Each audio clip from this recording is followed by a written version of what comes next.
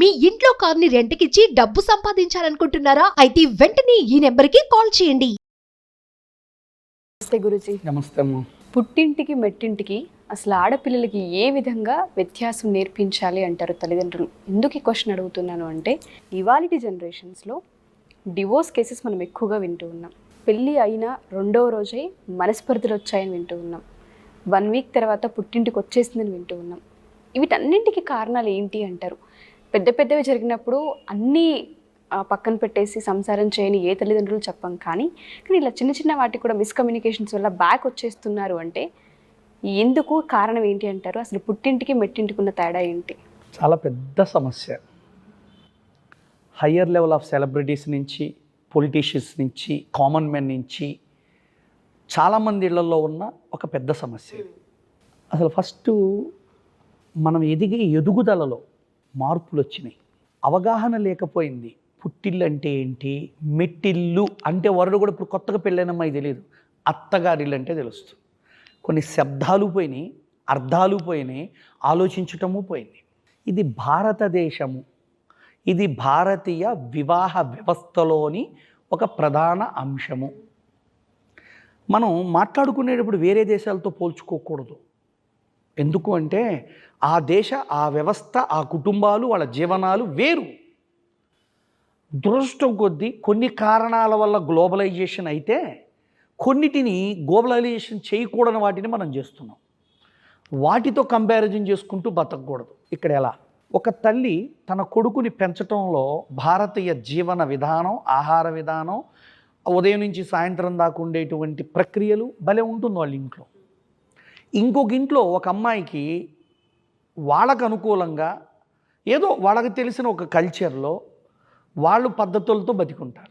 పెళ్ళికి మనం గ్రహాలు, జాతకాలు ఏవో చూస్తాం, అంతవరకు చూసి నెక్స్ట్ కట్న కానుకలు చూస్తాం, అంతవరకు చూసి వదిలేసి పెళ్లి చేస్తాం. మన ఆచార విధానాలు, మానసిక పద్ధతులు, మానసిక అవగాహనలని కలుపుకొని ఆలోచించుకొని ముందుకెళ్తున్నోళ్ళు దాదాపుగా లేరు. ఒకవేళ ఎవరన్నా వీటిని ఓవర్కమ్ చేసి మా మనసులకు సెట్ అయింది, మేము పెళ్లి చేసుకుంటామంటే మన వ్యవస్థ, మన కులమో, మన మతమో ఒకటి అడ్డం వచ్చేసి వాళ్ళని మనం బ్రేక్ చేస్తాం. ఇది ఒక పెద్ద పజిల్ లాంటి ప్రశ్న మీరు ఇచ్చింది. ఏ పెళ్ళైనా ప్రేమించి చేసుకున్నా, పెద్దల వల్ల చేసుకున్నా, మనిషి మనుగడకు అవసరమైన, మానసిక పరిణితికి అవసరమైన పారామీటర్స్, జీవన విధానాలు, మాట్లాడుకునే విధానాలు, అర్థం చేసుకునే విధానాలు, అవగాహన స్థాయిని పెంచుకునే విధానం, ఎవరైనా అది అమ్మాయి నుంచి అత్తగారు వైపుకి, అబ్బాయి నుంచి వాళ్ళ అత్తగారు వైపుకైనా రెండు పక్కల జ్ఞానరహితమై పెళ్ళిళ్ళు జరుగుతున్నాయి. తదనుగుణంగా మన రుచులు, మన అలవాట్లు, మన మానసిక పరిస్థితులు వదులుకోలేక ఈ ఇంట్లో ఉన్న విధానానికి ఆ ఇంటికి పోయేటికల్లా సర్దుకోలేక బాధపడడం, వ్యధ చెందడం, వద్దనడం, ఒకానొక లెవెల్లో ఇందాక మీరు అన్నట్టు డైవర్స్కి కూడా సిద్ధపడతాం. మా అమ్మాయికి వంట రాదండి, ముందే చెబుతున్నాం, మీరు ఇష్టపడితేనే చేసుకోండి అని తెగిడిచి చెప్పేస్తున్నా. మా అబ్బాయికి ఉద్యోగం లేదండి, మాకున్న దాంట్లో బతుకుతాడు, మీకు ఇష్టమైతే రండి అని తెగిడిచి చెప్పేస్తున్నా. మనకు 100 కోట్లు ఉన్నాయండి, మన అబ్బాయి ఏం సంపాదిస్తున్నాడు, తన పిల్లాన్ని ఎలా పోషించగలడు అనే విఘ్నత, జ్ఞానం నేర్పాల్సిన బాధ్యత గల తల్లిదండ్రులు దాన్ని ఒప్పుకోవట్లేదు. కాబట్టి ఇక్కడ అర్జెంటుగా నేర్చాల్సిన విషయం ఏమిటి అంటే, వాళ్ళలో అవగాహన స్థాయి పెంచట్లేదు. మనం శాస్త్రం పరంగా పెంచట్లా, వ్యక్తిత్వ పరంగా పెంచట్లా, మానసిక విచక్షణ పరంగా కూడా పెంచట్లేదు. మీరన్నట్టు 25-27 ఏళ్ల క్రితం యోగా సెంటర్ పెట్టి నాకు 2 రోగాలు ఉన్నాయని వచ్చే వాళ్ళు ఇవాళ మానసికంగా దెబ్బతిని వస్తున్నారు. అంటే నా మైండ్కి నీ మైండ్కి మధ్య గ్యాప్ ఎక్కువ ఉంది. ఏదో అనుకోని చేసుకున్నాము, మనకి సెట్టు కాదులే, మన ఇద్దరం వాలంటీర్గా డిసైడ్ చేసుకొని వెళ్తున్నాం, మా ఇద్దరికి ఇష్టం లేదని ఇద్దరు కలిసి డైవర్స్ అడుగుతున్నారు. ఒకప్పుడు అది లేదు, ఒకప్పుడు ఎవరో ఒకరు అబ్జెక్ట్ చేసేవాళ్ళు, ఇప్పుడు ఇద్దరు కలిసి సర్దుకొని ఒప్పుకొని వాలంటరీగా ఇద్దరు రెడీ అయిపోతారు. అంటే వివాహ వ్యవస్థని ఎంత చులకన చేసామంటే అంత చులకన చేసాం. ఒక వస్తువునో, ఒక చొక్కానో, ఒక పనినో, ఒక పనిముట్టునో వదిలేసినంత ఈజీగా జీవితాన్ని వదిలేద్దాం అనుకుంటున్నాం. అంటే ఇక్కడ ఏదో మంత్రాలు, శాస్త్రాలు అక్కర్లేదండి, మనస్సు పరిణితి లేదు. ఒక వ్యక్తి రుచి అభిరుచులు ఏర్పరచుకునేటప్పుడు పూర్వంలో లేపేటప్పుడు అమ్మాయి ఇట్లా పడుకుంటారు మీ అత్తగారి ఇంట్లో ఎట్టా అనేవాళ్ళు. అమ్మాయి నువ్వు వంట నేర్చుకోకపోతే మీ అత్తగారు వంట చేయమంటే ఏం చేస్తావు అనే కొన్ని పద్ధతులు ఉండేవి. ఇవాళ మెల్లగా ఏమైపోయినాయి అంటే అట్లా చెప్పుకోవటం లేదు, అడగటం లేదు, అవసరం కూడా లేదు. ఇంకా రివర్స్ రాకపోయినా పర్వాలేదని మనమే ప్రోత్సహిస్తున్నాం కూడా. కాబట్టి ఇక్కడ మెల్లగా పుట్టినిల్లు మెట్టినిల్లు అనే మాటలు మనం వాడినా శ్రోతలు ఎవరైతే చూస్తుంటారో వాళ్ళంతా ఇంకోలాగా భావిస్తారు.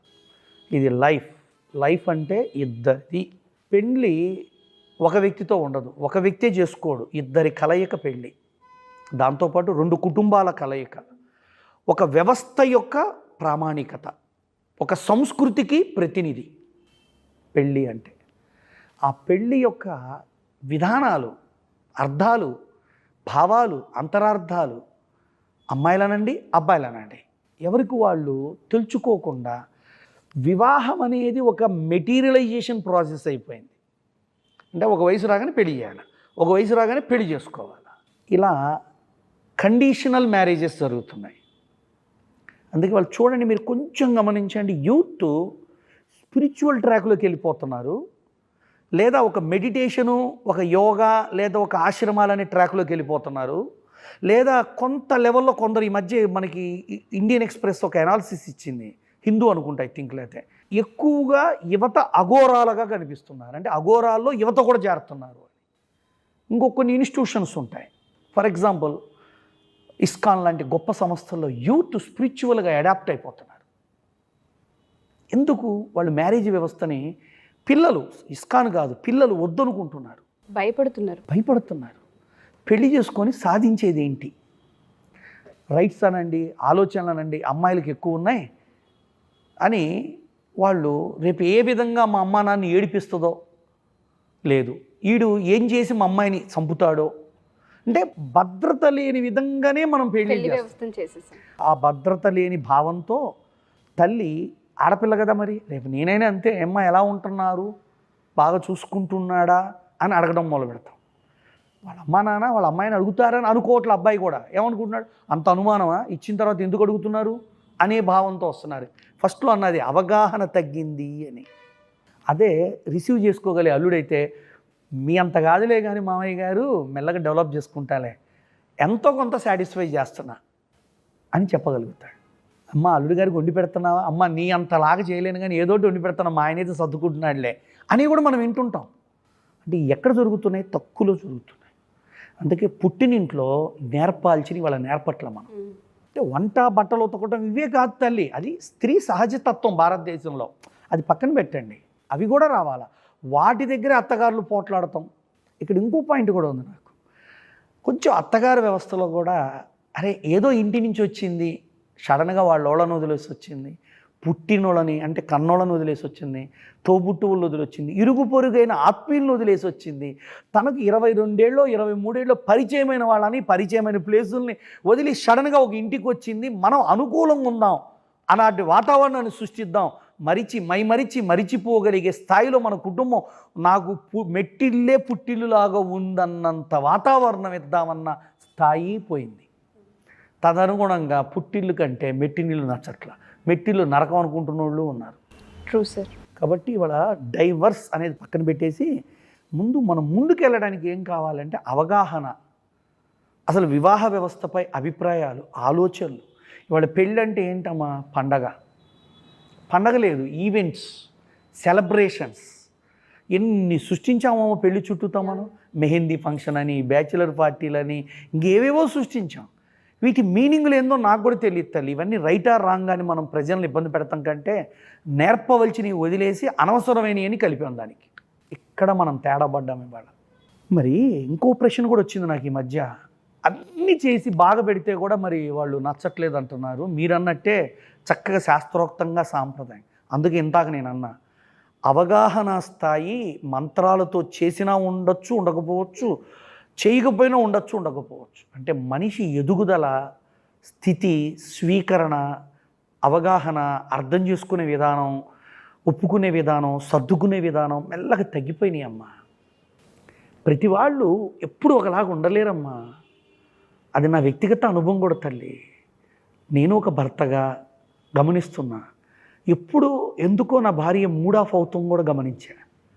అది నా వల్ల ఎవరి వల్ల అని తెలుసుకోవటంలో ప్రయాణించినప్పుడు కొన్నిసార్లు నా వల్ల అని తెలుసుకున్నాను, కొన్నిసార్లు వాళ్ళ తల్లిదండ్రుల వల్ల అని తెలుసుకున్నాను, కొన్నిసార్లు నా తల్లిదండ్రుల వల్ల అని తెలుసుకున్నాను. ఒక్కటైతే నాకు జ్ఞానోదయమైంది, ఎవరి వల్ల వచ్చినా తోడుండాల్సింది నేను కాబట్టి అప్పుడు మనోధైర్యం, స్థైర్యం, నేనున్నాననేటువంటి ఒక కాన్ఫిడెన్స్ ఇవ్వాల్సిన బాధ్యత నాలో ఉందని నాకు కలిగింది తల్లి. అందుకే మమ్మోళ్ళ వల్ల వచ్చినా, వాళ్ళమ్మ వాళ్ళు వచ్చినా, నా వల్ల వచ్చినా ఫస్ట్ బలంగా, ఎందుకంటే నేనెందుకు బలం అంటానంటే తను నా ఇంటికి వచ్చింది. ఈ సంస్కృతి అలాంటిది. నా ఇంటికి వచ్చిన ఆడపిల్లకి శరీరానికి మనసుకి మనం దగ్గర అవ్వటం మన బాధ్యత. శరీరానికి దగ్గరైనంత సులువుగా మనసుకు దగ్గర కాలేకపోతున్నాడు భర్త కూడా కొన్నిసార్లు. తప్పు. వాళ్ళు ఎంత నమ్మి వాళ్ళ శరీరాన్ని మనకి ఇస్తున్నారండి, మన వంశవృక్షానికి.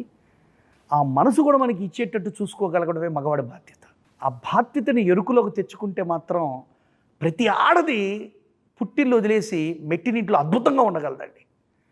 ఆ ఇంట్లో ఎవరు తోడున్నా లేకపోయినా తను కట్టుకున్నోడు, తను ఎవరిని నమ్ముకొని వచ్చిందో వాడు గనక నా ధీరుడు, మగధీరుడు, నాకు ఒక యోధుడు, నాకు ఒక బలము, నా ప్రియుడు, నాకు నిజంగా స్నేహితుడు అనే స్థాయి గనక మనం చూపించగలిగితే తల్లిదండ్రులు ఎన్ని ఆశ పెట్టినా వెళ్ళదు, ఎంత అరిసినా వెళ్ళదు. అత్తామామ ఎన్ని పెట్టినా వీళ్ళు వేస్ట్, నా భర్త నాకు ఉన్నాడనే ఫీలింగ్తో ఎక్కడికి బయటికి పోదు. ఇవాళ ఆడదానికి తోడివ్వాలి, మనసు ఇవ్వాలి, ప్రేమ ఇవ్వాలి, స్నేహం ఇవ్వాలి, అభయం ఇవ్వాలి, బాధ్యతను ఉన్నాననే ఒక ధైర్యం ఇవ్వాలి. కాబట్టి ఇక్కడ కొంచెం ఒక్క అడుగు మగవాడు వేయాలని నేను కోరుకుంటున్నాను. ఆడదా వేస్తారు, కొంతమంది ఆడవాళ్ళు విచ్చలవాడిగా ఉండొచ్చు, ఆ కాన్సెప్ట్స్లో మనం ఇప్పుడు మాట్లాడుకోవటం. జనరల్గా ఫ్యామిలీ లైఫ్లో ఉండేటువంటి స్త్రీల గురించి మాట్లాడుకుంటున్నాం కాబట్టి, కుటుంబ వ్యవస్థలో పుట్టిల్లు మెట్టిల్లు అన్నారు కాబట్టి, మెట్టినింట్లో ఎవరు కావాలంటే ధైర్యం ఇచ్చే భర్త ఉండాలి, స్నేహం ఇచ్చే భర్త ఉండాలి, తోడుండే భర్త ఉండాలి.